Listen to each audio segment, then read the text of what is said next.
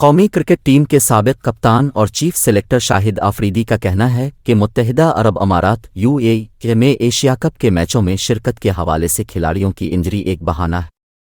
مقامی T V channel کو دیے گئے انٹرویو میں سابق کپتان شاہد آفریدی نے بھارتی، بنگلہ دیشی اور سری لنکن بورڈز کو شدید تنقید کا نشانہ بناتے ہوئے کہا کہ ہم جس زمانے لنکن ٹیم کے پاس کھیلنے گئے تھے اس وقت وہاں کے حالات بہت زیادہ خراب تھے، اسی طرح بنگلہ دیش آج ٹیسٹ کرکٹ کھیلتا ہے تو اس میں پاکستان کا کردار ہے۔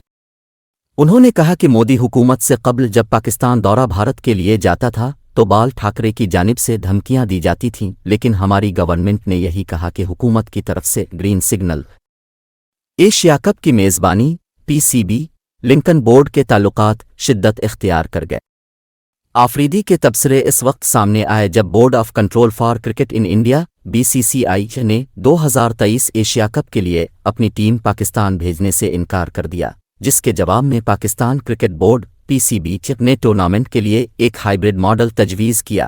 جسے یہ کہہ کر ماننے سے انکار کر دیا گیا کہ دیگر بورڈز UAE میں شدید گرمی کی وجہ سے کھیلنے کو تیار نہیں۔